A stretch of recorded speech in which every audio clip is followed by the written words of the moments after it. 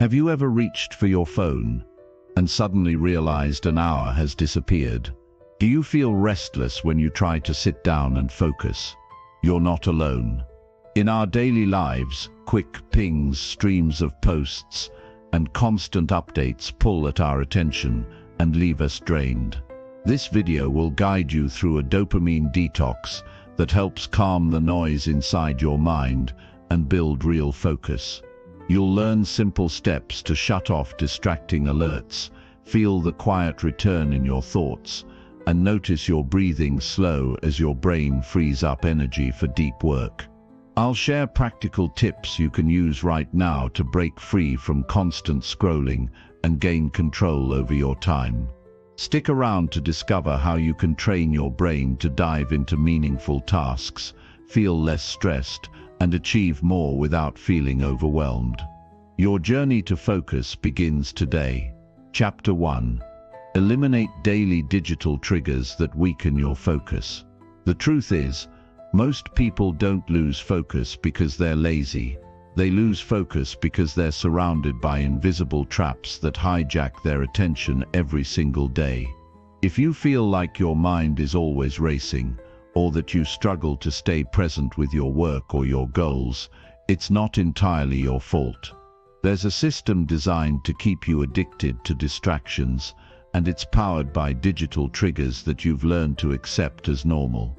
But if you want to do deep work and truly take control of your mind, you must first eliminate what weakens your focus, not reduce. Eliminate. When your phone buzzes with a notification, it's not just a sound, it's a signal. It tells your brain that something urgent might be happening. You stop what you're doing, even if it's important, to check it. Over time, your mind begins to expect this interruption.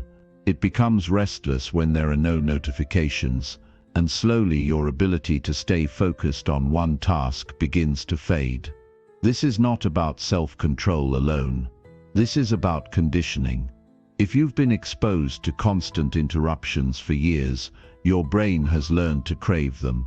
To train your brain for deep work, you must unlearn that behavior. You must regain ownership over your attention.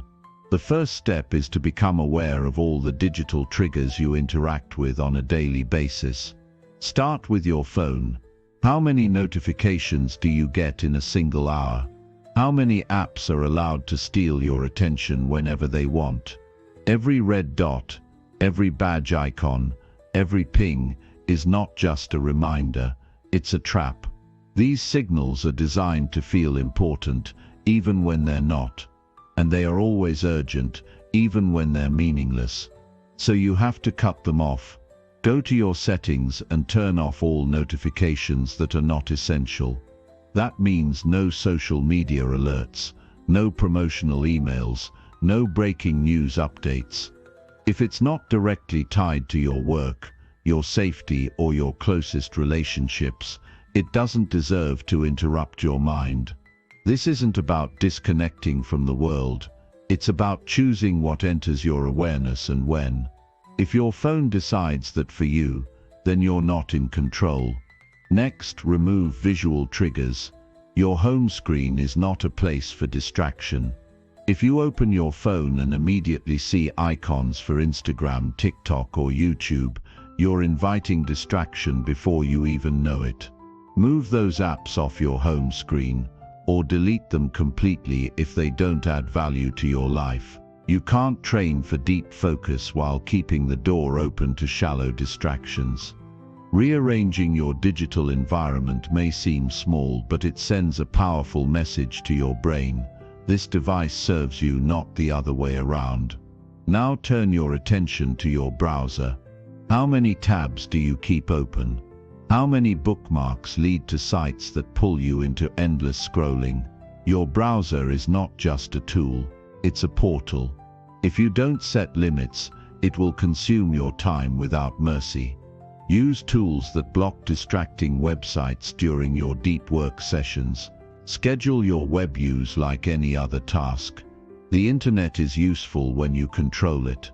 It's dangerous when it controls you. The same applies to your email, For many, email is the single greatest source of digital distraction, but it doesn't have to be. Stop checking email constantly. Instead, schedule specific blocks of time during the day to check and respond. If people need urgent access to you, they will find a way. But your default state should not be reactive. It should be focused and intentional. One of the most overlooked digital triggers is the endless stream of content we consume passively. Videos, feeds, shorts, stories. These are not just ways to relax. They condition your brain to expect novelty, fast rewards, and zero effort. Over time, this damages your ability to do hard things. It weakens your tolerance for boredom. It trains your brain to avoid depth and chase stimulation. You must become intentional with what you consume. Ask yourself daily, is this feeding my growth or feeding my addiction? Start tracking how much time you spend consuming versus creating. If most of your day is spent watching others live their lives, you are not in control of your own. You were not born to scroll endlessly. You were born to build, to think, to move with purpose. But that version of you can only rise when you remove what dulls your mind. Some people will say that this is too extreme, that it's okay to be distracted sometimes. That dopamine hits are normal and harmless. But that's only true if you're okay living a life of mediocrity. If you want to achieve something rare, clarity, purpose, deep mastery, you can't follow the habits of people who are lost in distractions. You must choose a different path. One built on discipline, not impulse. Discipline is not about force. It's about clarity. It's about knowing what matters to you and cutting away what doesn't. Every digital trigger that weakens your focus is a silent thief. It steals your time, your attention, and your ability to stay with the work that matters. You must identify these thieves and lock them out, one by one. You don't need to wait for the perfect day to start. Begin now. Identify 3 digital triggers you can eliminate immediately. Maybe it's turning off all non-essential notifications. Maybe it's deleting an app that drains hours from your day. Maybe it's removing visual clutter from your phone or computer. These small changes create space, and in that space, your mind begins to breathe again. When you remove these digital intrusions, something powerful happens. You start to notice things again. You become more present. Your thoughts slow down. You feel less restless. Your mind no longer jumps from one thing to another like a wild animal. It begins to focus, and with focus comes depth. With depth comes mastery. This process will not feel easy at first. In fact, it will feel uncomfortable. You'll feel the itch to check your phone. You'll feel the urge to scroll. That's your brain going through withdrawal. It's detoxing from the noise. Stay with it. Don't run from the discomfort. Walk through it with your eyes open. Every time you resist the urge to give in, you become stronger. You train your brain to work for you, not against you. You don't need 1,000 productivity hacks to become focused. You just need to remove what constantly breaks your attention. You need to protect your mind like it's sacred, because it is. If you can't focus, you can't create. If you can't create, you can't build anything meaningful. Focus is the foundation of every great achievement, and it starts with eliminating what weakens it. Imagine what your life would look like if you could stay focused for 2 or 3 hours a day without interruption. Imagine how much progress you could make on your goals, your skills, your business, your personal growth. That version of you is not far away. It's just buried under layers of distractions. Strip them away. Set yourself free. Don't aim for perfection. Aim for awareness. Every time you slip, notice it. Don't shame yourself. Just return to focus. The goal is not to eliminate all distractions forever. The goal is to become the kind of person who notices distractions early and returns to deep work quickly. That's the skill. That's the power. And here's something most people don't realize. Once you eliminate digital triggers and your mind begins to quiet down, you'll start to enjoy focus. It won't feel like a chore. It will feel like peace, like clarity, like coming home. Your thoughts will become sharper. Your work will become more meaningful. Your relationships will feel deeper, because now you're present. You're fully here, and that's when real growth begins. You'll realize that most of what you used to consume added nothing to your life. It was just noise. You were chasing stimulation because you were afraid of silence. But in the silence, you find your strength. You find your purpose, and you find the space to do the work that matters most. So decide today, not tomorrow, not next week. Today, take full control of your attention. Eliminate the digital triggers that weaken your focus. Make space for deep work. Make space for clarity. Make space for the life you're truly capable of living. Because the world doesn't need more distracted minds. It needs more people who are fully present, fully alive, fully committed to something meaningful. That begins with you, right now. Chapter 2. Reset your brain by taking a 24-hour detox. Most people will never realize how much power they've lost until they experience a full day without distractions. Your mind is not tired from effort, it's tired from overstimulation. You're not burnt out because you've worked too hard. You're burnt out because you've been bombarded non-stop by noise, choices, updates, and interruptions. And the solution is not more productivity tools, more caffeine, or more willpower. The real solution is silence. The real reset happens when you give your brain what it desperately needs but never receives space. A 24-hour detox isn't about punishing yourself. It's not about isolation. It's a deliberate act of rebellion against a system that thrives on your attention. It's a mental reset, one that puts you back in charge. When you take even a single day to step back from the digital chaos, something shifts. Your mind stops racing. You stop reaching for your phone without thinking. You begin to hear your own thoughts again. You become grounded. For most people, the idea of going 24 hours without screens sounds extreme. That's exactly why you need it. If the thought of disconnecting makes you anxious, it's because you've become too used to noise. It has become your comfort, your routine, your default state. But the comfort is fake. The stimulation is empty. It never nourishes your mind. It never fills the void. It just keeps you running on autopilot. This detox is a challenge, but it's also a gift. It gives you back what constant dopamine hits have taken from you: clarity, control, calm. The goal is not to escape life. The goal is to return to it, fully present. To reset your system and remind yourself what it feels like to be still. Truly still. No scrolling, no replying, no consuming, just being. You start by choosing your day in advance. Don't wait until you're overwhelmed. Pick a day when you can create some space. Not a vacation, not a lazy Sunday, but a real day where you can walk away from screens and be with your thoughts. Prepare for it like you would for something important. Because it is. It's your mind. It's your energy. It's your sanity. Inform the people who need to know. Set an automatic message if necessary.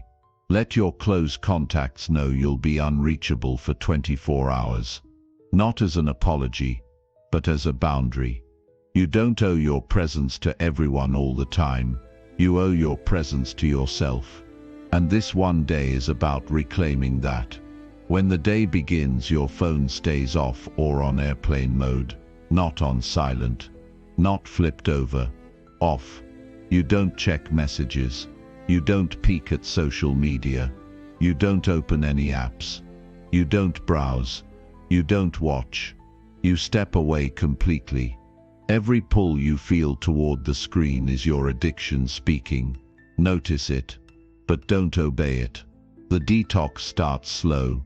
At first you might feel agitated. Your hands may twitch toward your pockets. You'll instinctively reach for your phone without realizing it. That's not weakness. That's programming. You've built pathways in your brain that associate boredom with reaching for a screen. This day is about breaking those pathways. Instead of reacting, you pause. You feel the discomfort and stay with it. That's where the power is. That's where the healing happens, in the silence, in the waiting, in the moment when you want to escape and you don't. You'll notice small things that you've been blind to. The texture of the air, the sound of your breath, the patterns of your thoughts, the weight of your mind when it's not flooded with endless input. You'll feel your nervous system slow down. Your thoughts will begin to form more clearly. Your emotions will surface without being drowned by the next scroll. This isn't magic. It's biology. Your brain has been wired to chase short-term pleasure because it's been rewarded for it over and over. Every like, every message, every video trains your mind to seek instant gratification. A detox rewires that loop. It tells your brain that it doesn't need a hit every few seconds, that it can sit in stillness, that it can find peace without stimulation. Throughout the day, you begin to think about things differently. You're not just disconnected from devices. You're connected to yourself. You have thoughts that you haven't made time for in months. You reflect. You question. You feel. There's no noise to drown it out, so you hear the truth more clearly. You begin to notice how much time you've been giving away. Not just minutes or hours, but attention, focus, energy. You see how much of your mental strength has been leaking into shallow activities that never truly matter. And you feel the urge to change that. That's the detox working. This reset also gives you space to reconnect with activities that ground you. You take a walk without music. You eat without a screen. You journal without interruption. You talk to someone without checking your phone mid-conversation. You rediscover the depth in simplicity, the richness of a moment fully lived. You don't need to do anything spectacular during your detox. You don't need to fill the day with productivity. The point is to allow your mind to breathe, to rest, to recalibrate. When you stop flooding your system with shallow stimulation, you make room for deeper thought, for real insight, for meaningful presence. By the afternoon, the restlessness fades. You settle into a new rhythm. Time slows down, but in a good way. Your thoughts become more orderly. You feel less scattered, more anchored. The cravings begin to lose their grip. You realize that you don't need constant updates to feel connected. You don't need a screen to feel alive. By evening, your mind feels lighter, clearer, not because you achieved anything massive, but because you stopped feeding the cycle that drains you every single day. The silence that felt uncomfortable in the morning now feels comforting. You've remembered how to be alone with yourself without distraction. And that memory is powerful. As the day comes to an end, you reflect on what you've gained.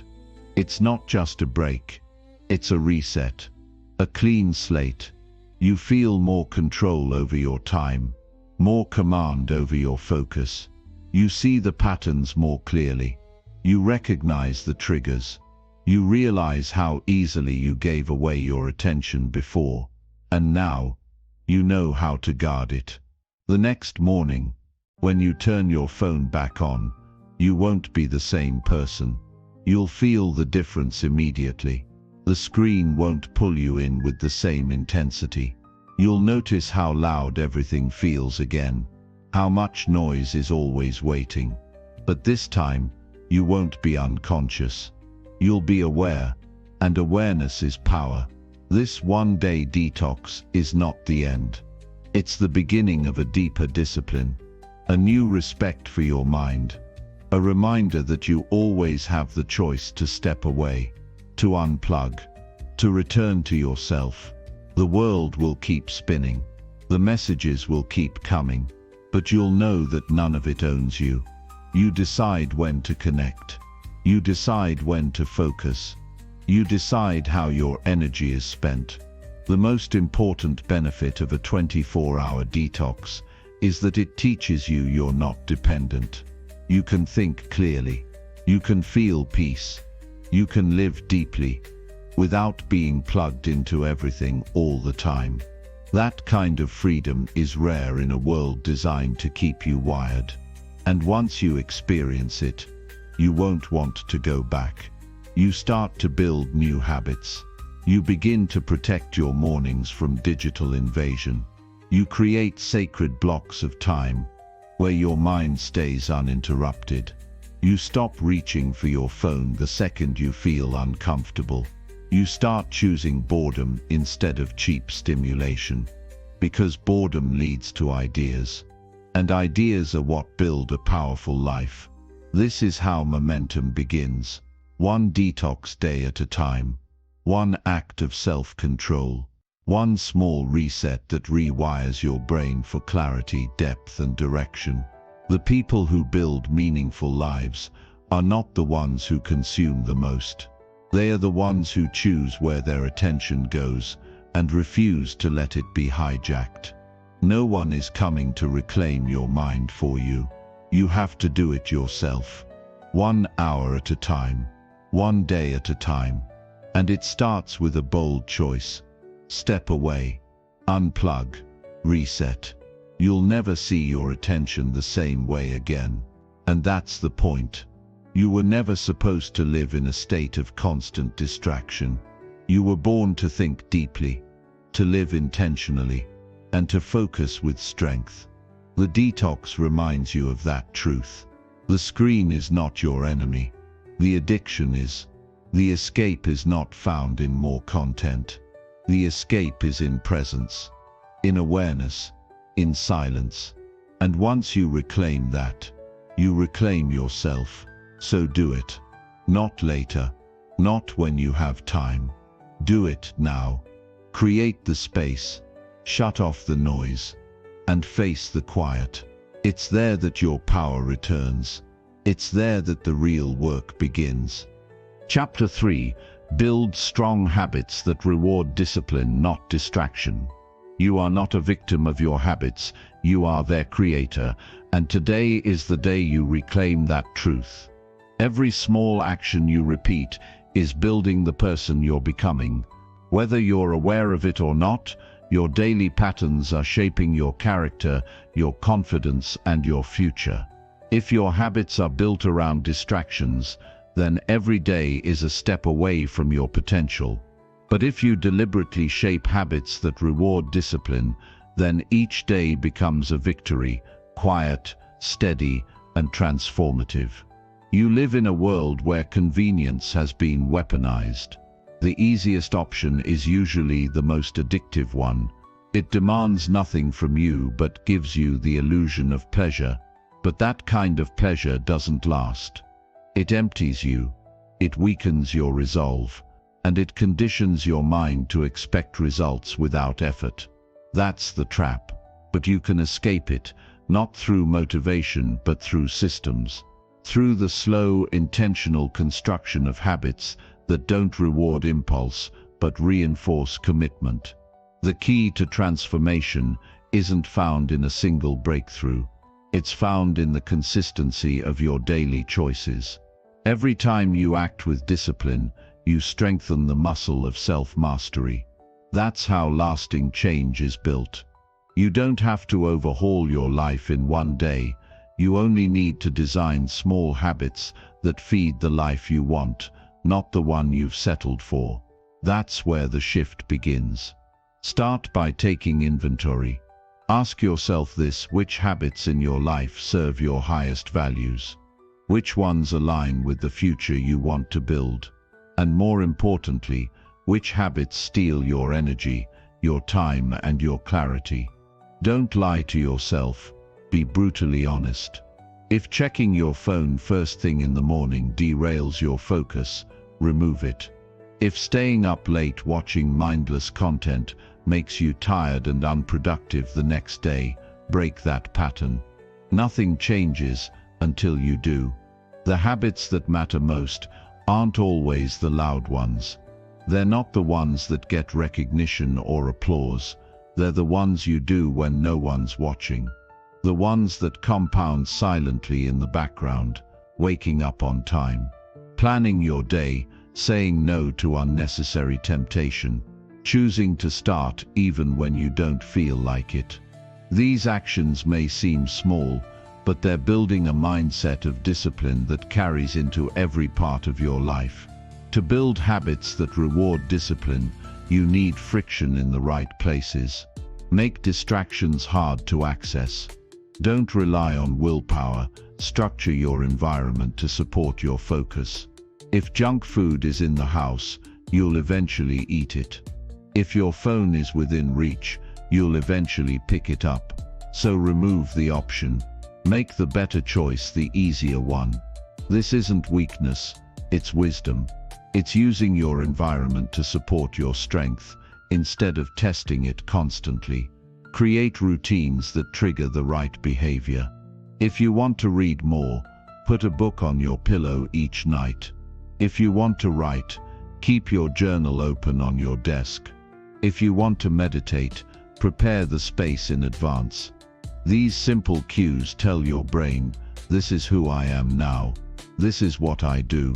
Over time, your identity shifts to match your behavior. That's the real goal, not just to act disciplined, but to become someone who values discipline at their core. Remember this truth: discipline is not punishment. It's a gift. It's the highest form of self-respect. When you follow through on the hard choices, you're telling yourself you are worthy of growth, capable of consistency, and committed to something bigger than comfort. You're choosing purpose over impulse, and that choice changes everything.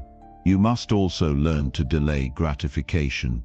Every time you resist a cheap dopamine hit, you build internal power. When you skip a distraction to stay on task, you're proving to yourself that you are in control, not your cravings, not your mood, not your surroundings. This sense of control is what builds confidence. It doesn't come from results. It comes from knowing that you can trust yourself to act with integrity. Discipline is built in the tension between what you want now and what you want most. Every time you choose the long term over the short term, you make that tension work for you, and eventually it becomes natural. You stop craving the quick reward. You begin to find satisfaction in progress. The kind of satisfaction that doesn't fade when the screen turns off.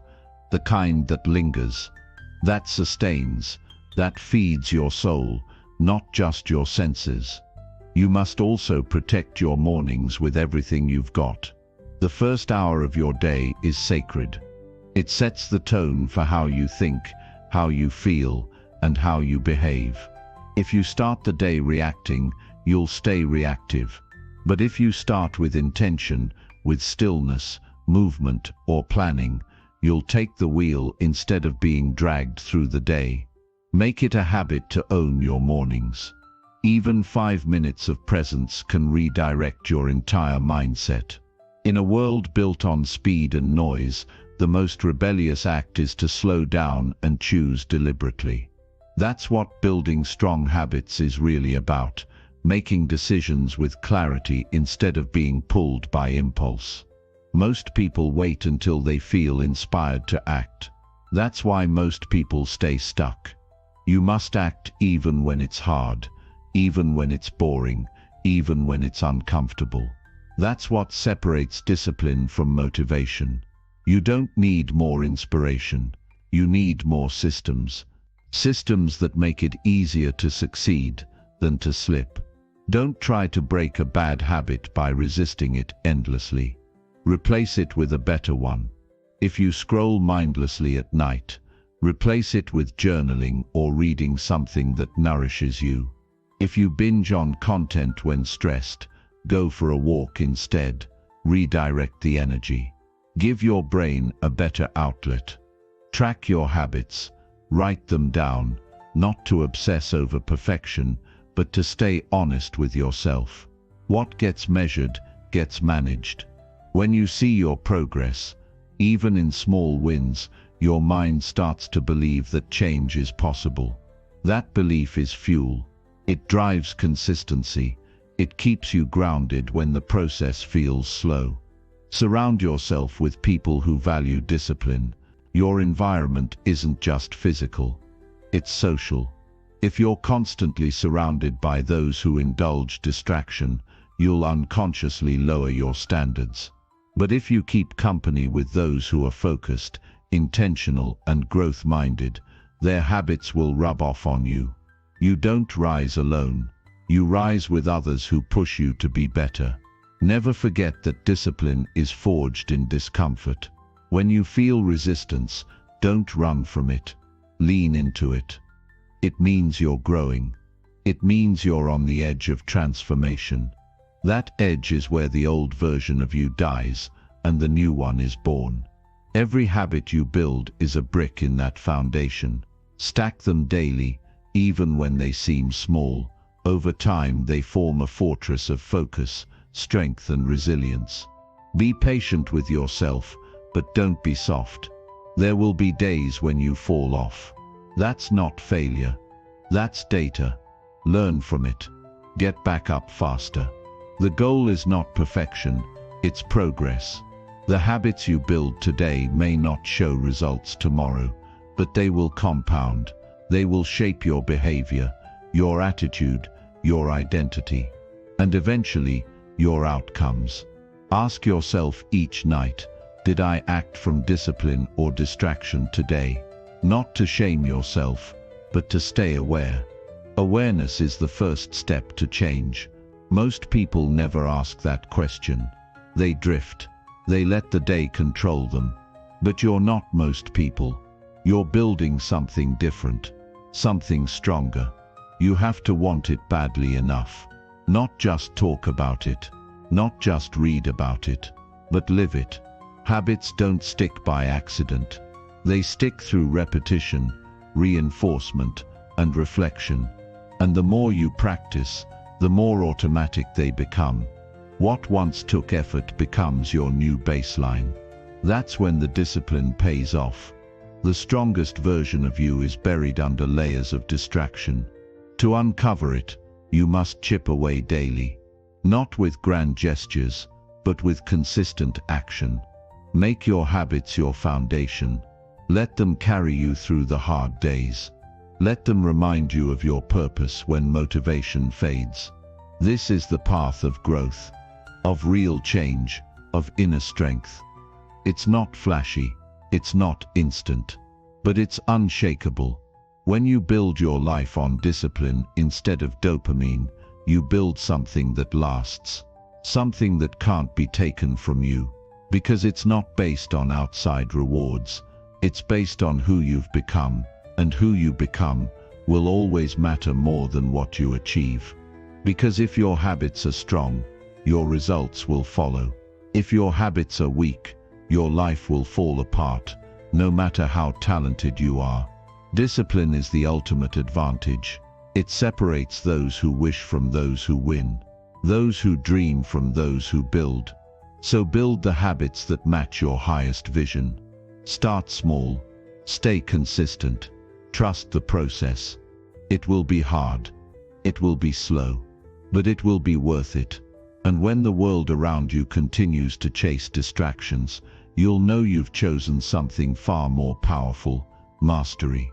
Chapter 4. Create a work routine that drives deep focus daily.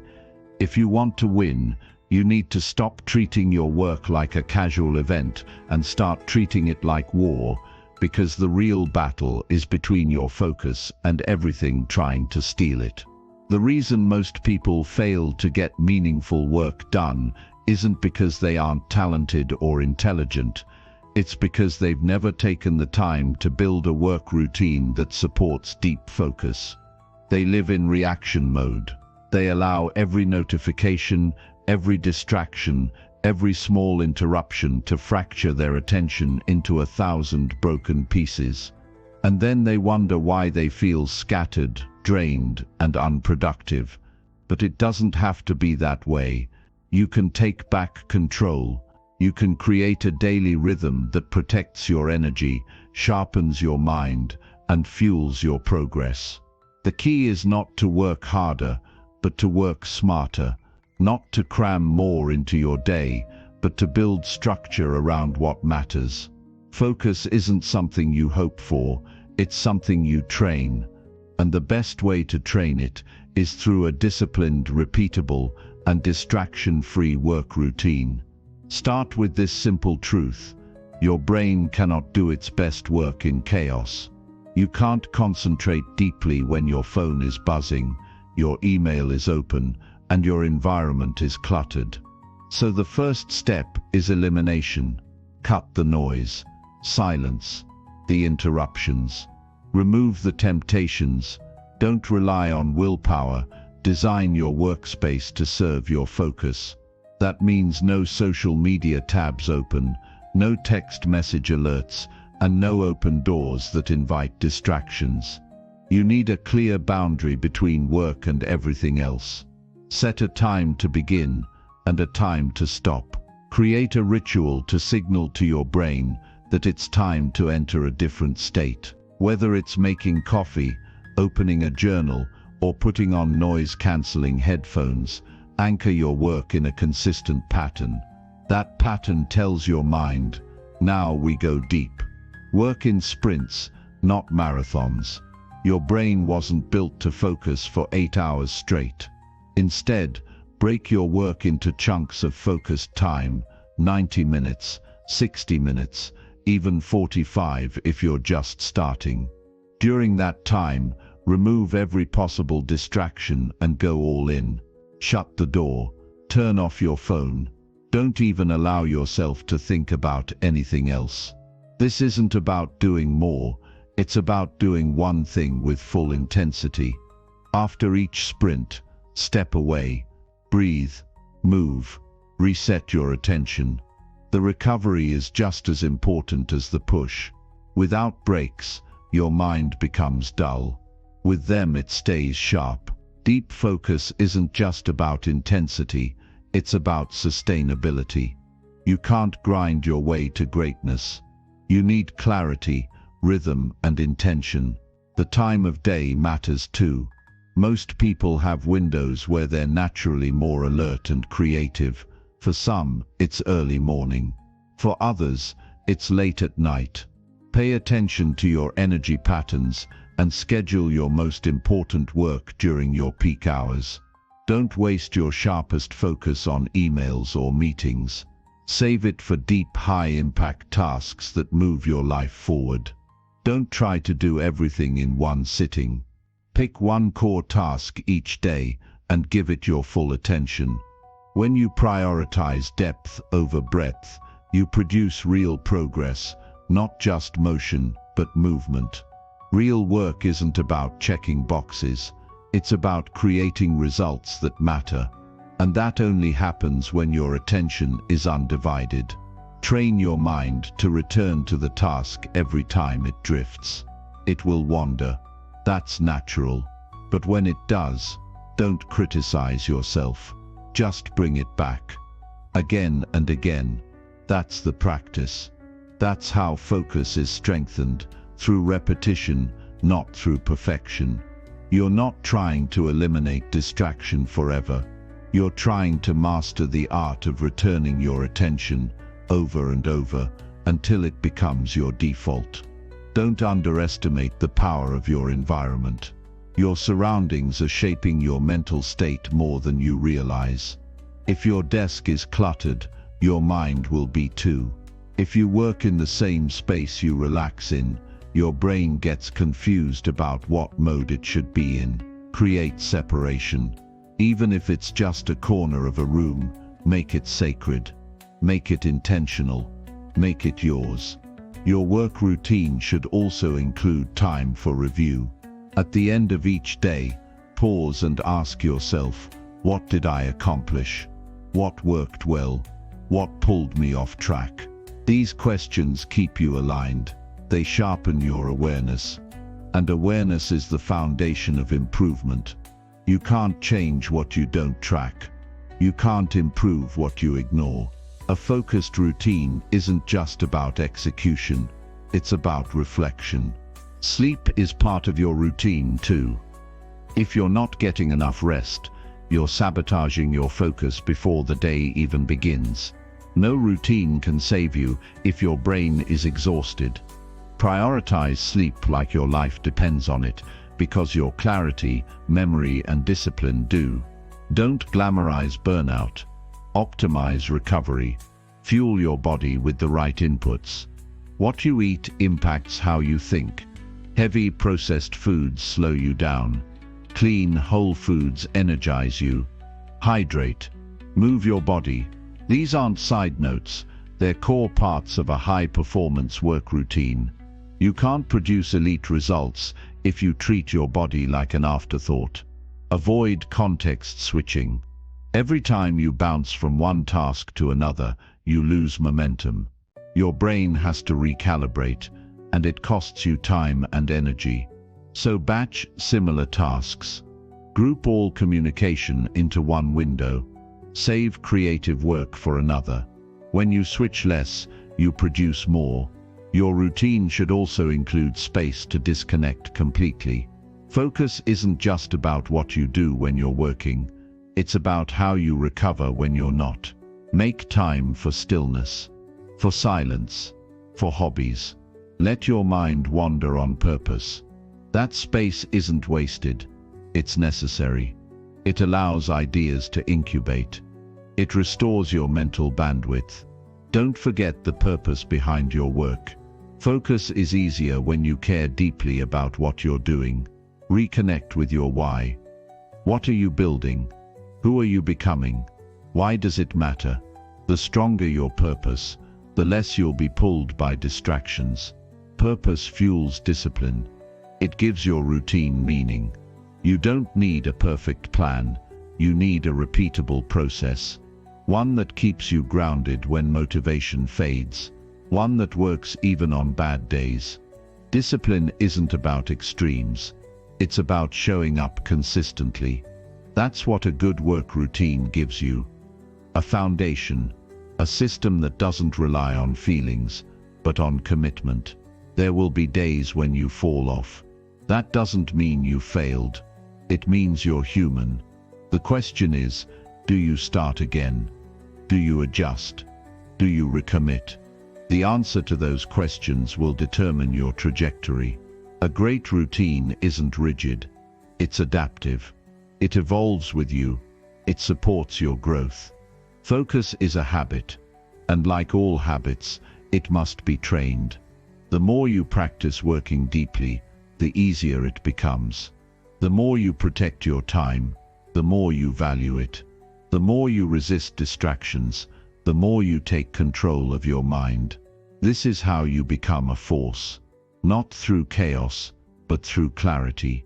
If you want to do work that matters, work that leaves an impact, work that fulfills you, then you must be ruthless about protecting your time. You must build a routine that demands your best. One that makes it easier to succeed than to drift. One that you can rely on day in and day out, no matter how you feel. This isn't about being perfect. It's about being consistent. The greatest work is never done in one moment of inspiration. It's done through hours, days, and weeks of focused, deliberate effort. That's the secret. Not talent, not luck, but repetition, discipline, process. And the beautiful thing is, anyone can build this. You don't need permission. You don't need perfect conditions. You just need to decide from this moment forward. I protect my focus. I honor my work. I give my full self to what matters. Not once, not sometimes, but every single day. That's how you win. That's how you separate yourself. That's how you build a life of meaning. Not noise. One focused hour is worth more than 10 distracted ones. One powerful routine is worth more than 1,000 motivational quotes. Your focus is your weapon. Your routine is your armor. Build both and become unstoppable. Chapter 5. Strengthen your willpower by practicing mental resistance daily. If you want to be mentally unbreakable, you must train your mind like a soldier trains for war, every single day, without excuses, without compromise, and without needing someone to push you. The reason people fall into weakness is because they let their minds get too comfortable. They avoid pressure, they give in to temptation, and they let emotions control their decisions. But the truth is this: every time you avoid resistance, you weaken your will. Every time you take the easy way out, your discipline erodes. If you want to be strong, you need to do what's hard. Not once, not twice, but over and over, until strength becomes your new default. Mental resistance is a daily fight, not a one-time achievement. You build it by saying no to the shortcuts. You build it by delaying gratification. You build it by choosing what's right over what's easy. Every time you want to quit, and you don't, you grow. Every time you feel like giving up, and you stay in the fight, you evolve. Willpower isn't something you're born with. It's a muscle, and it only grows under pressure. If you never push yourself, you'll never discover how powerful you can really be. Start small. Don't wait for the perfect moment. Begin with the first urge to quit, the first craving to give in, the first excuse that pops into your head. That's the moment of choice. That's the test. If you say yes to weakness, you lose ground. If you say no and hold your ground, you get stronger. It's that simple. The mind will try to convince you to stay safe. It will whisper that you've done enough. It will urge you to rest before you've earned it. But your job is to push back, to resist, to remind yourself why you started. You must challenge yourself deliberately. Wake up earlier than you want to. Say no to distractions that bring you comfort, but steal your time. Sit in silence when the world wants noise. Stick to your plan when your feelings beg you to break it. This is how you build willpower, not by avoiding discomfort, but by choosing it on purpose. You must learn to enjoy doing what most people avoid. That's what separates the average from the unstoppable. Not talent, not background, but the decision to face resistance rather than run from it. When you practice mental resistance daily, you stop being controlled by your impulses. You stop being a slave to your cravings. You begin to act with intention. You begin to live with strength. And that's when everything changes. Because now you can keep promises to yourself. Now you can push past your limits. Now you can finish what you start, no matter how hard it gets. There is no growth without resistance. If you avoid the strain, you stay the same. But if you seek it, you evolve. You don't need to conquer the whole mountain in one day. Just win the next moment. When you feel the urge to scroll, don't. When you want to hit snooze, get up instead. When your mind screams for comfort, deny it. You are not here to live soft. You are here to live strong. You don't train willpower by talking about discipline. You train it by doing what you said you would do, even when every part of you wants out. Discipline comes from repetition. You won't become mentally tough after one day of effort. You become unshakable by showing up again and again, especially when it's hard. Every time you train when you don't feel like it. Every time you finish what you started, even though it's uncomfortable. Every time you walk past a temptation without looking twice. That's a rep for your mind. That's another layer of strength added to your identity. Most people don't fail because they lack potential. They fail because they surrender to weakness. They justify it with excuses. They tell themselves it's okay just this once. But one excuse leads to another. One compromise becomes a habit, and before they know it, they've trained themselves to give in instead of rise up. You must decide that your willpower is non-negotiable, that your standards aren't based on how you feel, but on who you've committed to becoming. You don't need motivation, you need commitment. Motivation fades.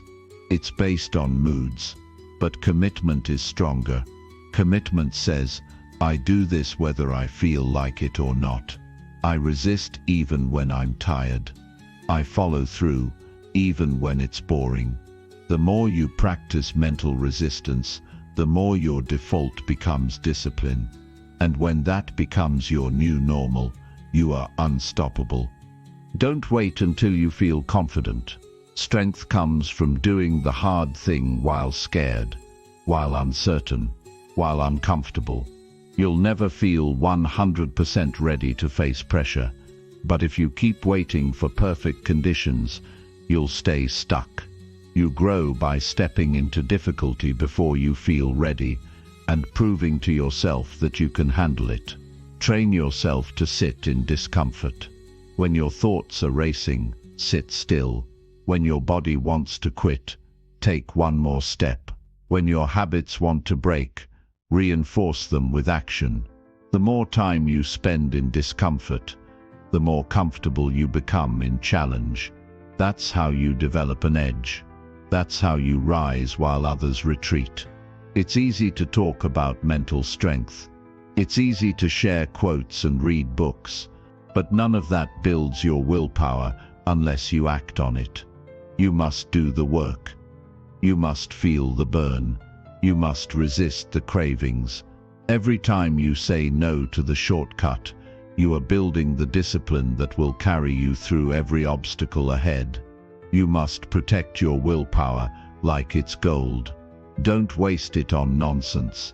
Don't let small distractions chip away at it all day long. Set boundaries with your time. Prioritize tasks that matter. Remove the triggers that lead to weakness. Create an environment that supports your strength. Because the more energy you spend on the unimportant, the less you'll have left when it counts. Willpower is finite in the short term, but limitless when trained over time. Just like physical strength, it grows the more you use it. But if you don't use it, it fades. So each day, find one thing that challenges you and conquer it. That's how you stretch your capacity. That's how you go from fragile to focused, from reactive to relentless. The best version of you is on the other side of resistance. You won't reach it through comfort. You won't unlock it by playing it safe. You have to go through the fire. You have to earn it through daily effort. Every time you choose effort over ease, you prove that you are not ruled by your urges. You are ruled by your mission. Stop looking for the easier path. Start looking for the growth. Every challenge is a chance to build willpower. Every difficulty is an opportunity to sharpen your edge. Your job is not to avoid struggle, but to rise through it, to become stronger because of it. That's how resilience is born, not by avoiding the pressure, but by walking straight into it. You must practice saying no. No to the sugar, no to the gossip, no to the distraction, no to anything that weakens your grip on your vision. Your strength is defined by how well you resist what does not serve you. If you want to achieve something rare, you must live in a way most people won't. That means embracing mental resistance as part of your daily life. Make your word law. When you say you'll do something, do it. Not because it's fun, not because you feel like it, but because you said you would.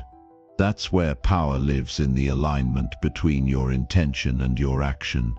Every time you follow through, you build trust with yourself.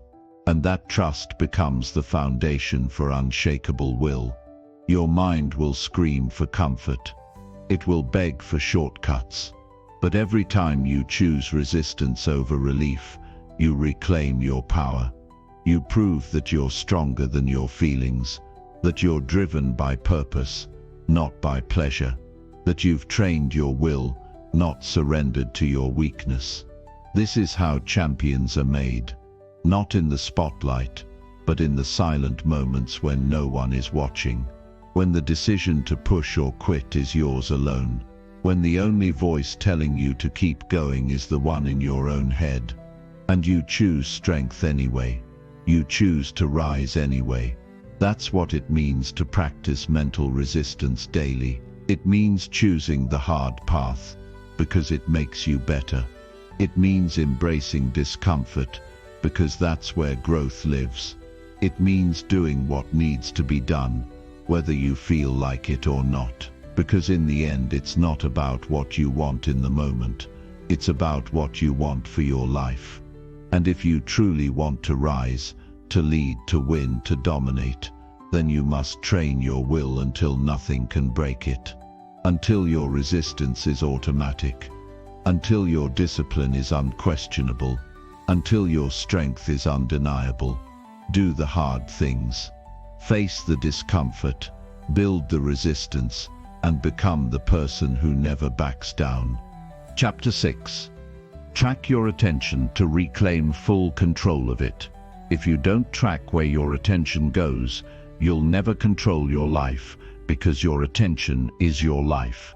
It's the currency you spend every second of the day, and once it's gone, you don't get it back. People lose years without realizing it, not because they didn't have dreams, but because they didn't protect their attention.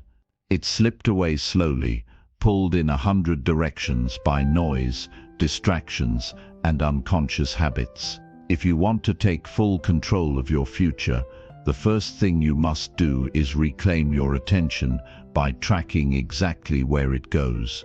This isn't about blaming yourself, it's about waking up. You must begin to observe your behavior with brutal honesty. Every time you reach for your phone, every time you get lost in scrolling, every time you bounce from one task to another without finishing anything, you are training your mind to be scattered. And a scattered mind cannot create anything powerful. A distracted person cannot build anything meaningful. You don't need more time, you need more clarity about how you're using the time you already have.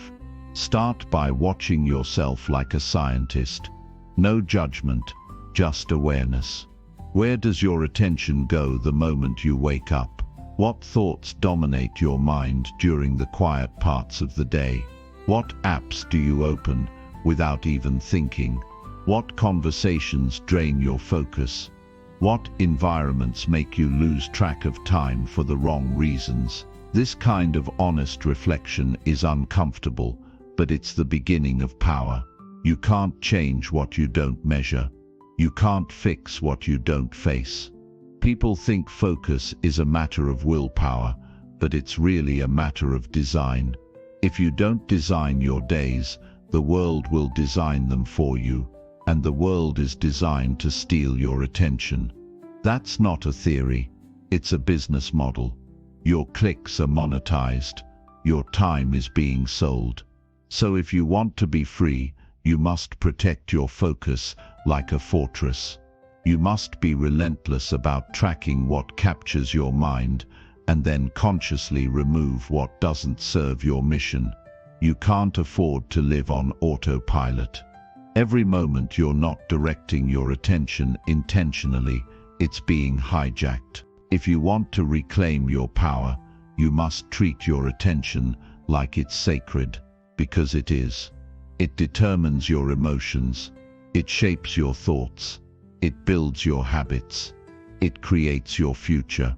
What you focus on consistently becomes your reality. And if your attention is fragmented, your results will be too. There is a powerful transformation that happens when you start tracking your focus daily. You begin to notice patterns. You realize how much energy is wasted on tasks that don't matter.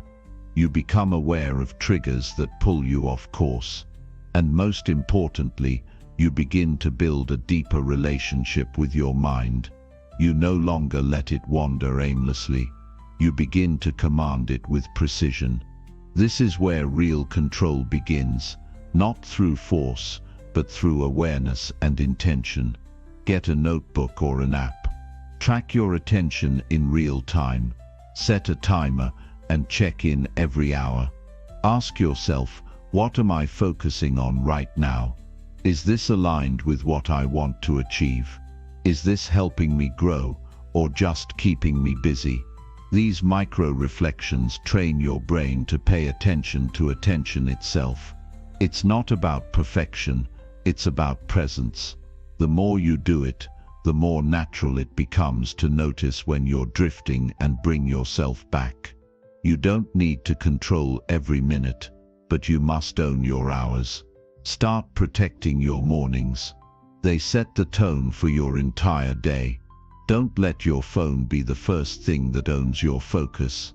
Begin with stillness, clarity, and direction. Ask yourself what truly matters today, and direct your attention there first. You are not a robot. You are a human being with limited energy.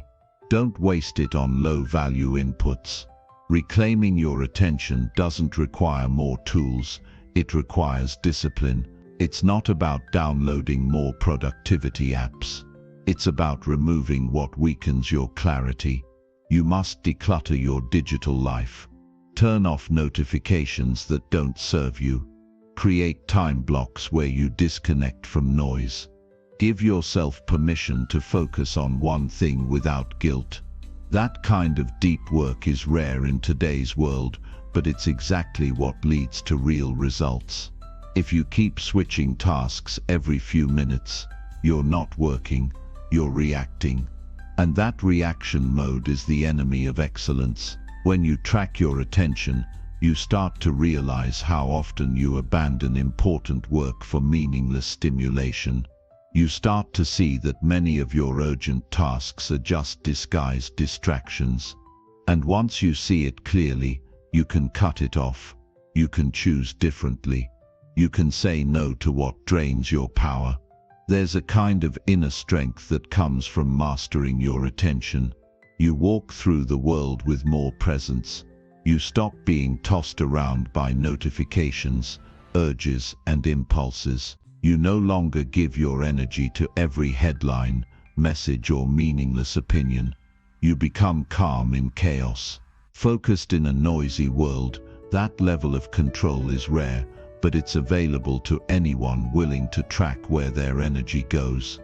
Your ability to focus is your most valuable asset in a distracted world. You can't build anything lasting if you're constantly pulled in every direction. Attention is what separates the amateur from the master. It's what takes ideas from your head into results you can touch. But it doesn't just happen. You must train it, sharpen it, guard it. And that training begins with daily awareness. Ask yourself every day, what am I giving my attention to, and is it worth it? Not everything deserves your time.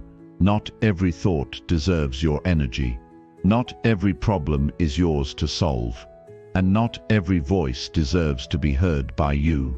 You must filter relentlessly, because your attention, once spent, cannot be refunded. Be ruthless with what you allow into your mental space. This isn't about being cold, it's about being intentional. When you track your attention long enough, you begin to reclaim your time. You begin to reshape your habits. You stop drifting into distractions and start directing your energy toward what matters. That is how you build momentum. That is how you begin to feel in control. not just of your tasks, but of your entire life. You move with clarity. You act with intention. You stop feeling behind because you've stopped wasting what matters most, your focus. Attention is like sunlight. Scattered, it warms. Focused, it burns through steel. If you want to accomplish anything extraordinary, you must channel your attention like a laser. That means no more multitasking. No more bouncing between tasks. No more surrendering your focus to every buzz or beep. Choose your focus, lock it in, and stay with it longer than your comfort wants you to. The more you do this, the easier it gets. You begin to feel the difference between shallow work and deep focus. You stop chasing stimulation and start craving clarity. You realize how much faster you can execute when your mind is all in. And you begin to separate yourself from the masses, not by talent, but by attention. Because most people never pay attention to their attention, and that's why they stay stuck. You are not here to live distracted. You are here to do something meaningful with your time. But meaning requires effort. It requires focus. It requires sacrifice. If you want clarity, you must give up chaos. If you want momentum, you must stop scattering your energy. If you want to move forward, you must cut off everything that pulls you backward. Track it all. Watch your patterns. Study your own behavior like a discipline. You'll see where the leaks are. You'll see what needs to go. You'll see the habits that serve you and the ones that don't. And from that awareness, you gain power. You no longer move through life reacting. You begin to respond with purpose, with precision, with strength. You don't get your life together by accident. You get it together by tracking what you allow to enter your mind, where you place your energy, and how you invest your time. Attention is not just mental, it's spiritual. What you focus on, you feed. What you starve, dies. The more you train your focus, the stronger you get. The stronger you get, the more you can create. And the more you create, the more you realize how important this one discipline is: mastering your attention. So start today. Track every hour. Reflect every evening. Redirect every moment that slips. This isn't obsession, it's freedom. When you own your focus, you own your path. And that is the ultimate power. Living fully, without noise owning your mind. You are meant to be focused. You are meant to be sharp. You are meant to be in control. Start tracking, start reclaiming, and never let your attention be stolen again. Chapter 7. Master boredom by training your mind to stay still. If you can sit still and do nothing, you are stronger than most people alive today. In a world that constantly screams for your attention, where every spare second is filled with entertainment, stimulation and distraction, the rarest and most powerful skill you can develop is the ability to be still, not just physically, but mentally. To be calm in a world that's addicted to speed. To sit in silence and not reach for your phone. To face your thoughts without running from them. That is where real strength lives, not in doing more, but in mastering the space between. Boredom is not your enemy. It's your teacher. It's the space where your mind reveals its conditioning. When you strip away the noise, you start to see what's actually inside you. Most people don't like what they find in silence. That's why they run from it. But if you want to master yourself, you have to stop running. You have to stop escaping. You have to sit still and let boredom wash over you without trying to escape it. Because beyond that discomfort is clarity, discipline, peace. When you force yourself to be constantly entertained, you train your mind to expect stimulation. And a mind that constantly seeks stimulation cannot focus, cannot think deeply, and cannot create anything meaningful. That's why most people struggle to stay with one task. That's why they start something and never finish. Their mind is wired to flee boredom, and in doing so, they sabotage their own potential. You don't build greatness through excitement. You build it through consistency, through doing the work even when it's dull. Your brain has been conditioned to expect dopamine every few seconds. Likes, notifications, quick answers, instant pleasure. And as long as that loop continues, you will never access the power of deep work. You will never be able to concentrate for long periods. You'll never develop patience. But if you can sit quietly, even for 10 minutes, and just observe your thoughts without acting on them, you begin to change that pattern. You start training your mind to stop reacting and start observing. You take your power back. Stillness is not laziness, it's discipline. It's learning to control your reactions, your thoughts, and your urges. When you train your mind to stay still, you begin to slow down your internal chaos. You stop chasing the next thing. You begin to see that peace is not something you find, it's something you train. And boredom becomes a tool for growth. It reveals your triggers. It exposes your impulses. It shows you where your mind tries to escape. And once you see that, you can change it. Every time you reach for your phone during a quiet moment, you're teaching your brain that boredom must be avoided. But what if you resisted that urge? What if you just let that uncomfortable silence sit there without trying to fill it? That's mental resistance. That's training. That's rewiring. And if you do that every day, even for short moments, you become mentally stronger. You stop being a slave to your cravings. Stillness is where real creativity lives. It's where your best ideas are born. But you'll never reach that depth if you're always running from silence. You have to be willing to sit through the discomfort, to be bored without distraction, to let your mind wander and return. That's how focus is forged, not in noise but in discipline. If you can learn to enjoy doing nothing, even just for a little while, you unlock a level of strength most people never touch. Modern life conditions you to be reactive. Everything is fast, urgent, and designed to hook your attention. But you don't have to live that way. You can build a different kind of mind. A still mind, a focused mind, a powerful mind. And it begins with sitting still. Just you and your thoughts. No screen, no music, no scrolling. Just stillness. Just boredom. Just quiet. That is the foundation of mastery. You don't need to escape your mind. You need to understand it. And that understanding only comes in silence. You have to stop filling the gaps. Stop masking the discomfort.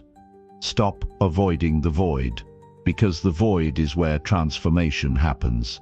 It's in that space where your old habits get exposed, where your ego quiets down, where your truth rises. And most people never experience it because they run every time boredom shows up. There's a reason the greatest thinkers, writers, and leaders all valued solitude. It's not because they were antisocial. It's because they understood that stillness sharpens the mind. It reveals the unnecessary. It cuts through the noise, and it allows them to operate from clarity instead of chaos. You can have that too, but only if you stop running from boredom and start using it. Set time every day to do nothing. Just sit. Watch your thoughts. Breathe. Don't judge. Don't label. Just observe. In the beginning, it will feel unbearable. Your mind will scream for stimulation. You'll want to quit. You'll want to reach for your phone, check a message, do anything but sit. But that discomfort is the training. That tension is the process. If you stay with it, you get stronger. This isn't about meditation. It's about mastery. You are teaching your mind to listen, to obey, to follow your command, not its own impulses. And once you can sit still in the storm, you can move powerfully through the world. You become harder to distract, harder to shake, harder to manipulate, because your mind belongs to you now, not to everything that tries to steal it. When you train your mind to stay still, you start to see your real priorities more clearly. You become less reactive. You stop chasing temporary highs. You build patience, which most people lack. You begin to value long-term gain over short-term comfort. You stop living at the mercy of your environment and start directing your own experience. Silence becomes your strength. Stillness becomes your weapon. You are no longer afraid of your thoughts. You are no longer addicted to motion. You stop needing noise to feel okay. You stop needing attention to feel worthy. You become grounded, calm, clear, and that clarity becomes the force that drives your actions. Not pressure, not chaos, not panic, just clear, calm intention. Your environment won't teach you this. Society won't reward you for sitting still, but you must do it anyway.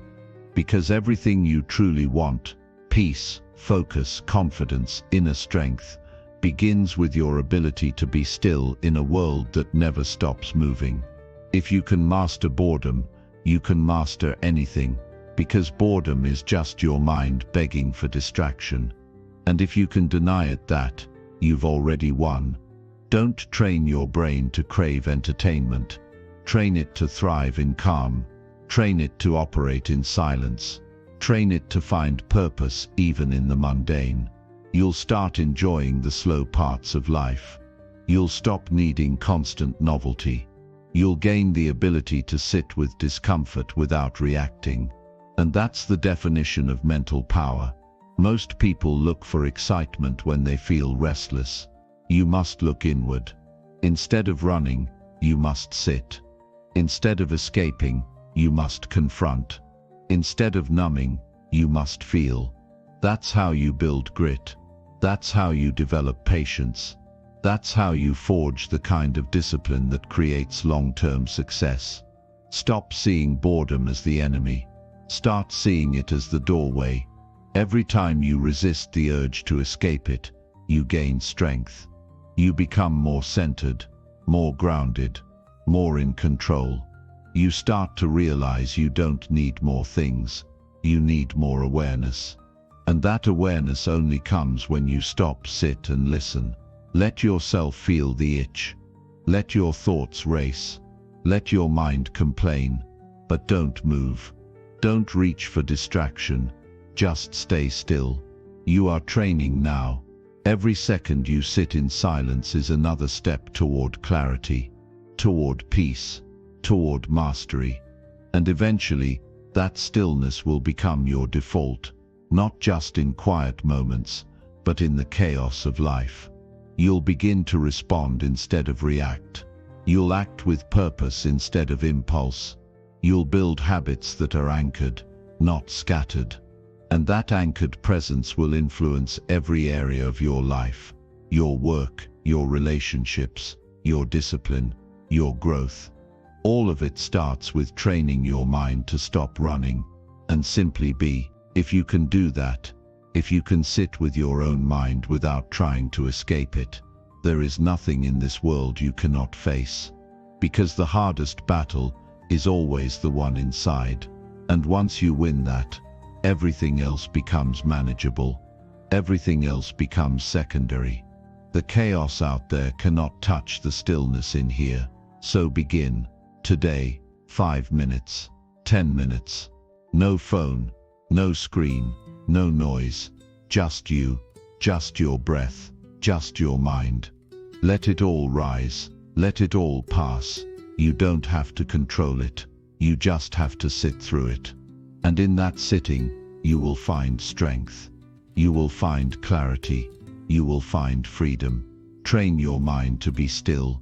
Master boredom. Own your attention. and you will become unshakable. Chapter 8. Replace quick dopamine hits with meaningful progress daily. Instant gratification is the enemy of real achievement. Every time you chase a quick dopamine hit, a like, a scroll, a small pleasure, you trade away the chance to build something lasting and meaningful. If you want to win in life, you have to break free from this trap and start replacing fleeting rewards with steady progress. Because true satisfaction doesn't come from momentary thrills, it comes from daily intentional growth that compounds into unstoppable momentum. Our brains are wired to seek pleasure and avoid pain. That's natural. But in today's world, the way pleasure is delivered is designed to be fast, easy, and addictive. Notifications ping constantly, videos autoplay, endless options exist for distraction, all giving you tiny bursts of dopamine to keep you hooked. The problem is that these quick hits train your mind to expect immediate reward. They rewire your motivation to crave speed over substance. And when you live like this, the real work, the long, slow, sometimes boring work, gets ignored. Meaningful progress isn't flashy. It doesn't show up as a quick win or instant praise. It's invisible in the moment, growing quietly under the surface. It's the small decision to focus on your task even when you don't feel like it. It's the daily step forward toward a goal that may seem far away. It's the discipline to choose long-term benefit over short-term pleasure again and again, even when your brain screams for the opposite. This kind of progress is the foundation of success, but it requires a different kind of motivation, one that isn't fueled by immediate reward. You have to become aware of how often you reach for the easy dopamine hit. How many times a day do you pause just to check your phone, to refresh a social feed, to indulge in mindless scrolling? Each of these moments trains your brain to expect instant gratification, reinforcing a habit of distraction and impatience. The more you give in, the weaker your ability to focus becomes.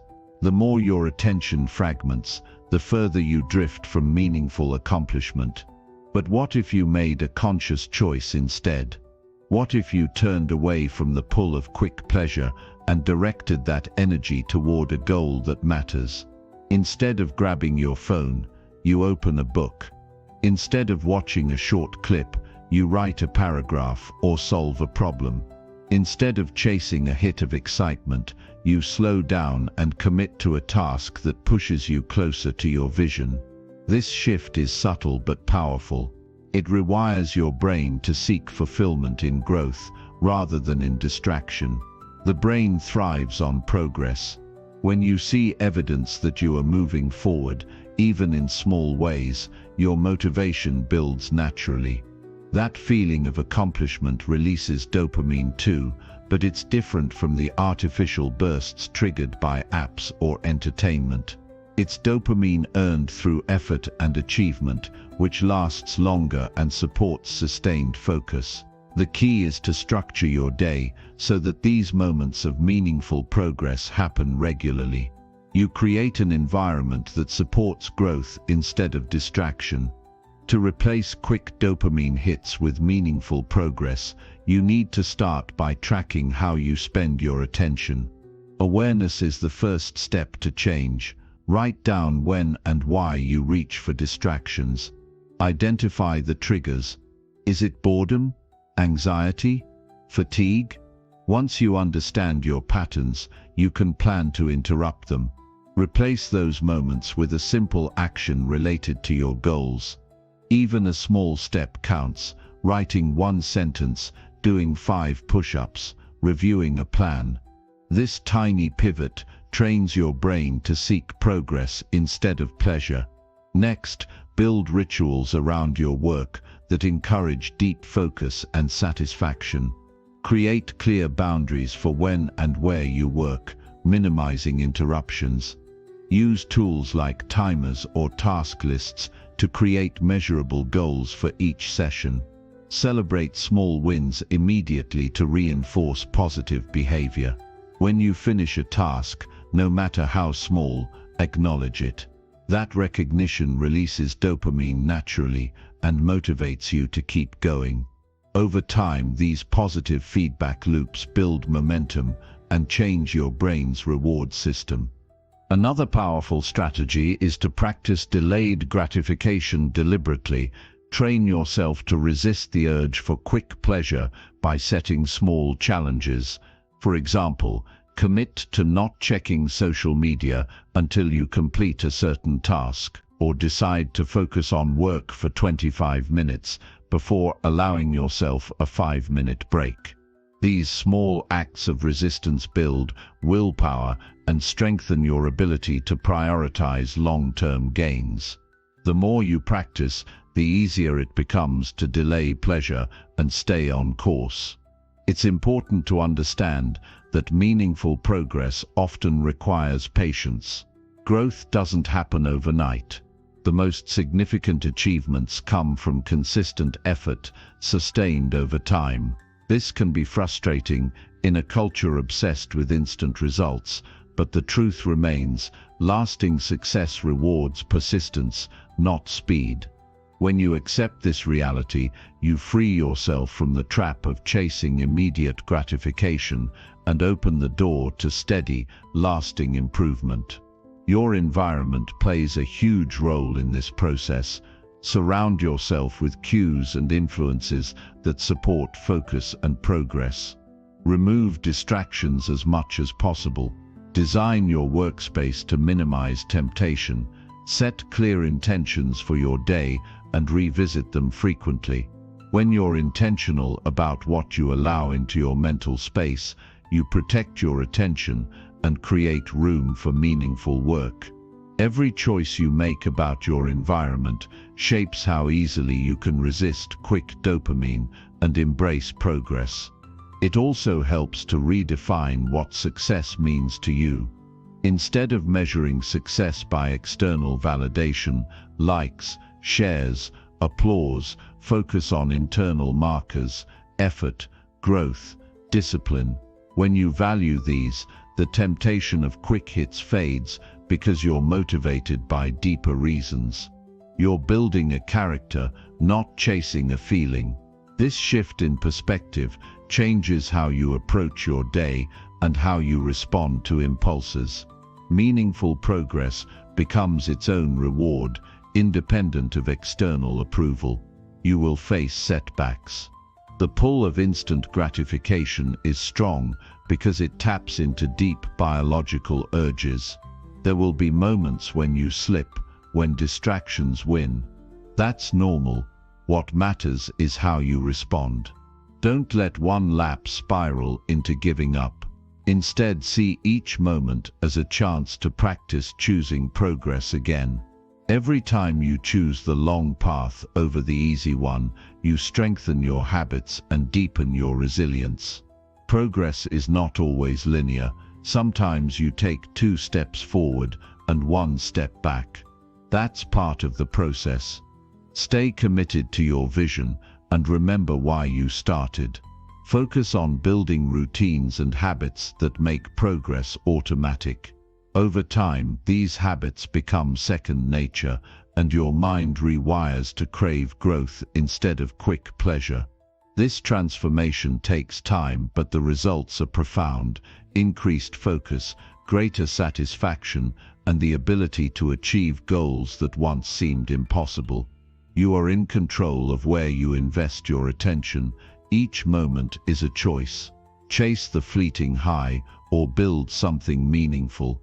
The power lies in your awareness and your willingness to act.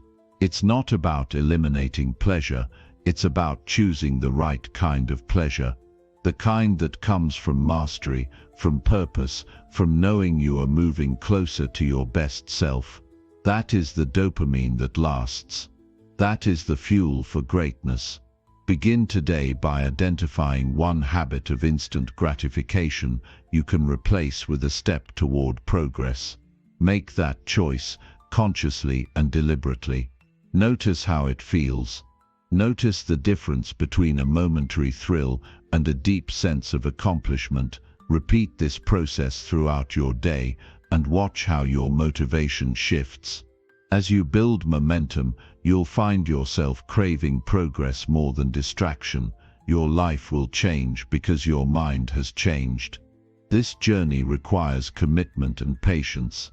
It demands that you fight against impulses conditioned over years by technology and culture. But it also promises a reward far greater than any quick hit, the power to focus, create and succeed on your terms. When you replace quick dopamine hits with meaningful progress daily, you step into a new reality, one where your attention is yours, your goals are clear, and your potential is limitless. Chapter 9. Rewire your brain by choosing effort over comfort always. True transformation begins the moment you decide to choose effort over comfort every single time. It's in those moments of struggle, when your body wants to rest and your mind craves ease, that you rewire your brain to become stronger, sharper, and unstoppable. Comfort is a trap disguised as safety, and effort is the pathway to growth, freedom, and true mastery. If you want to live a life of purpose, excellence, and fulfillment, you must make the deliberate choice to seek challenge and discomfort rather than avoid it. Our brains are wired to conserve energy and avoid pain. This instinct has kept humanity alive for millennia, protecting us from dangers. But in today's world, comfort often looks like convenience, endless scrolling, binge-watching, quick fixes, and shortcuts that numb rather than nurture. These comforts condition your brain to expect ease and reward without struggle. The problem is that when you feed your brain this way, it stops craving growth. It gets lazy and complacent. You become stuck in cycles of stagnation disguised as rest. Rewiring your brain requires consistent, conscious effort to override these deep biological impulses. It's about training your mind to see discomfort as a signal for opportunity rather than threat. Every time you choose effort over comfort, you create new neural pathways that strengthen your resolve. This process changes your baseline. Over time, what once felt difficult becomes normal, and what once was easy now feels insufficient. This shift opens doors to higher performance and greater satisfaction in life. Choosing effort means embracing the reality that growth is a process often marked by struggle. There is no shortcut around pain or challenge. Whether it's physical training, mental discipline, or emotional resilience, the path forward is paved with hard work. This effort builds character, sharpens focus, and strengthens willpower. It forces you to adapt, learn, and overcome. Comfort, on the other hand, leads to decay, a slow erosion of your potential and your ability to thrive under pressure. One of the keys to rewiring your brain is to make effort a habit, not an exception. It's easy to push yourself once in a while when motivation is high, but true growth demands consistency. Showing up every day, choosing the hard path when the easy one calls louder, is what separates those who succeed from those who settle. This means setting clear intentions and following through even when you don't feel like it. When you build this kind of discipline, you build a brain wired for effort. It helps to start small and build momentum. Effort doesn't always mean massive struggle. Sometimes it's the little things, getting up early, saying no to distractions, completing a tough task, pushing through fatigue. These small acts compound over time and create a foundation for bigger challenges. Each moment of deliberate effort trains your brain to expect reward from growth instead of comfort. This rewiring makes it easier to sustain effort when things get truly difficult. Another essential practice is to reframe discomfort in your mind. Instead of seeing it as something to avoid, view it as a signal that you are growing. Discomfort means your brain and body are stretching beyond their current limits. This is a sign of progress, not failure. When you shift your perspective this way, effort becomes less intimidating and more motivating. You learn to welcome challenges because you know they are transforming you. You must also cultivate patience and resilience during this process. Rewiring your brain does not happen overnight. It's a gradual journey filled with setbacks and breakthroughs. You will face moments of doubt, frustration, and temptation to revert to comfort. When these moments come, remind yourself why you chose effort in the first place. Focus on the long-term benefits, strength, confidence, mastery, rather than the short-term relief of ease. Your environment can either support or sabotage this transformation. Surround yourself with reminders of your commitment to effort. This could be quotes, accountability partners, or structured routines that encourage pushing through resistance. Remove or limit access to comforts that distract or drain your motivation. When your surroundings align with your goals, it becomes easier to stay the course and strengthen your brain's wiring for effort. It's also vital to monitor your internal dialogue. The stories you tell yourself shape your reality. If you constantly justify comfort or avoidance, your brain will reinforce those patterns. Instead, cultivate a mindset that celebrates challenge and effort. Speak to yourself with encouragement and clarity. Affirm your ability to endure discomfort and grow from it. This internal coaching rewires your neural networks to support your goals instead of sabotaging them. Physical activity is one of the most effective ways to practice choosing effort over comfort. When you push your body beyond its easy limits, your brain adapts to handle stress better. Exercise releases chemicals that improve focus and resilience, strengthening both body and mind. The habit of physical effort spills over into mental and emotional areas, making you more capable of facing challenges in every part of your life. Equally important is the commitment to continuous learning. Growth requires effort, not just in action but in thought. Challenging your beliefs, acquiring new skills, and embracing feedback stretch your mind beyond comfort zones. Intellectual discomfort is often avoided because it feels like failure, but it is essential for lasting change. The brain rewires itself through new experiences and knowledge, becoming more flexible and capable. Effort is not about reckless struggle or burnout. It's about deliberate, sustainable challenge aligned with your values and goals.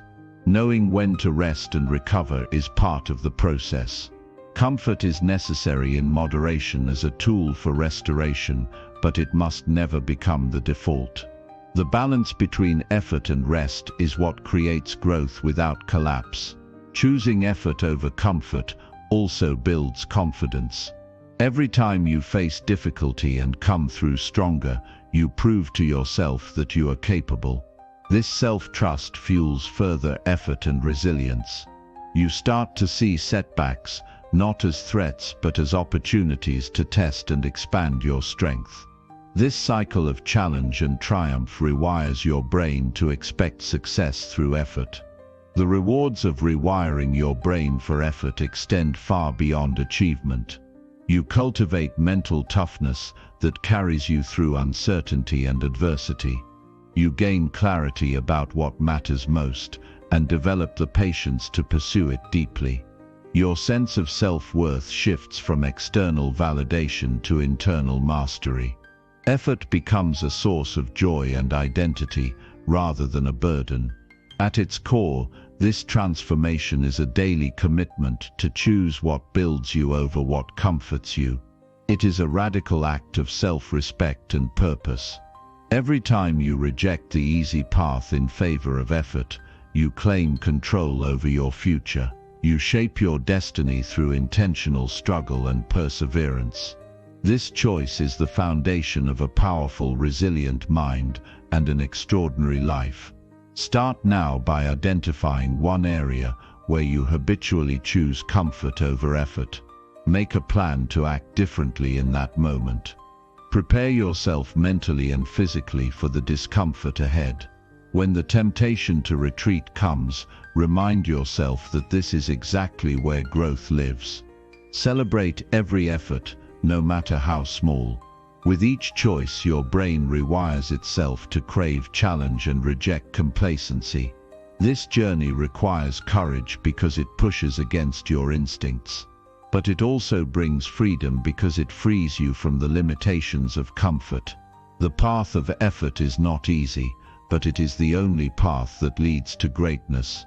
When you commit to this daily practice, you transform your mind, your habits, and your life. You become unstoppable. Chapter 10. Protect your energy by saying no to time wasters. Your energy is your most valuable currency. Once it's spent, you cannot get it back. Protecting it fiercely by saying no to time wasters isn't just a choice.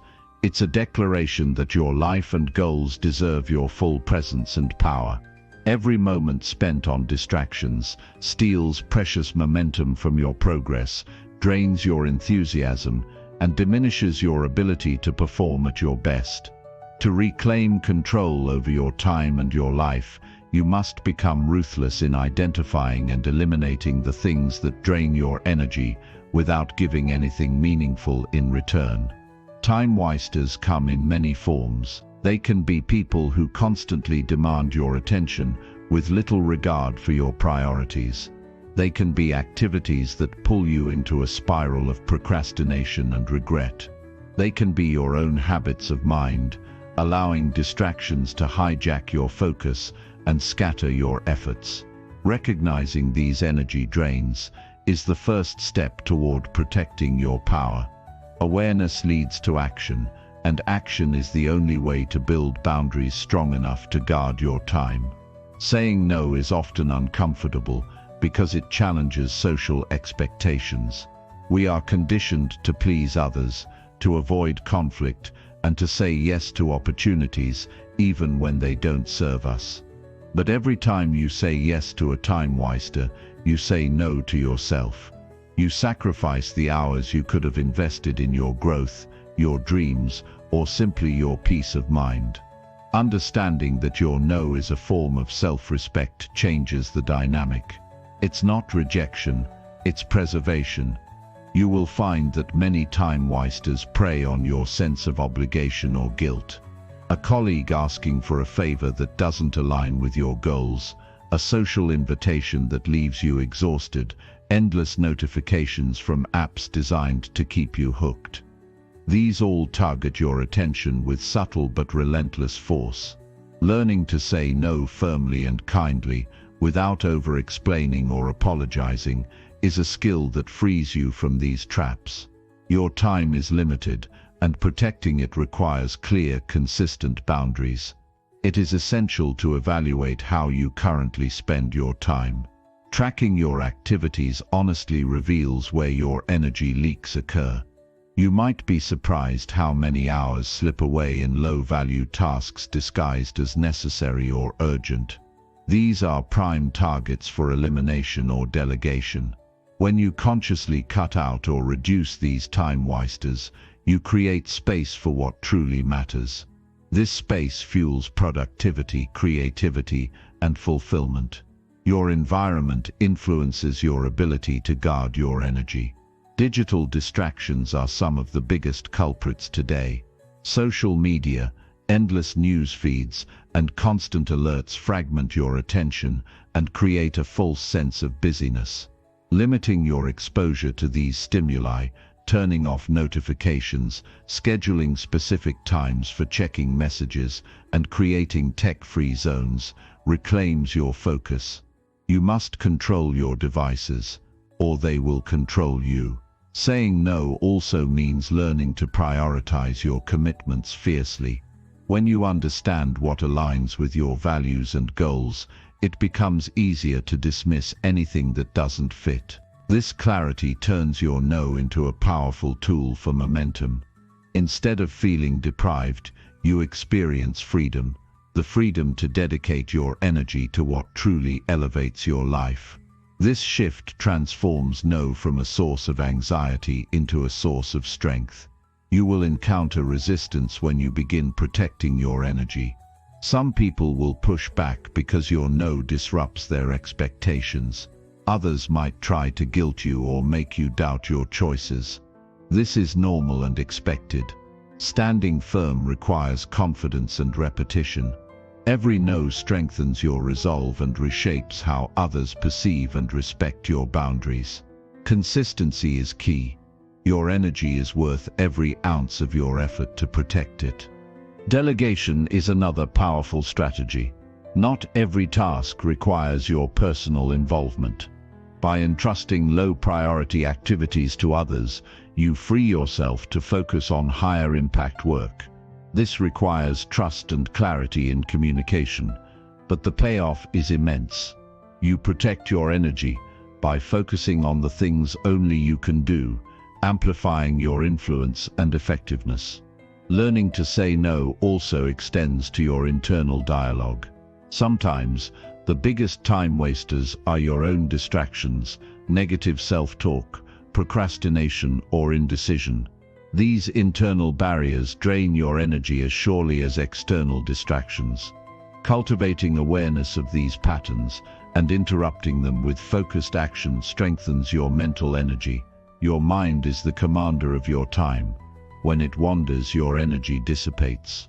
Self-care is not indulgence, but a necessity for protecting your energy. When you are physically and emotionally depleted, your resistance to time wasters weakens. Rest, nutrition, exercise, and mindfulness practices build the reservoir of energy you need to say no confidently and consistently. Protecting your energy is not just about cutting out drains, but also about replenishing your strength regularly. Every time you say no to a time waster, you reclaim a piece of your life. This reclaimed time becomes your secret weapon. You can use it to pursue learning, build relationships that matter, or engage deeply with your work. The quality of your energy determines the quality of your results. Protecting it creates a positive feedback loop. More energy leads to better outcomes, which fuels even more energy. In a world designed to fragment your attention and scatter your focus, protecting your energy is an act of rebellion. It says that your goals, your peace, and your happiness are not negotiable. It empowers you to live intentionally rather than reactively. You become the architect of your time, shaping your life by the choices you make every moment. This power transforms your days from chaos to clarity, from overwhelm to control. The process of learning to say no requires patience. You will not master it overnight. At first, you may feel awkward or guilty. You might worry about disappointing others or missing opportunities. But every time you practice, your confidence grows. You discover that those who truly respect you appreciate your boundaries.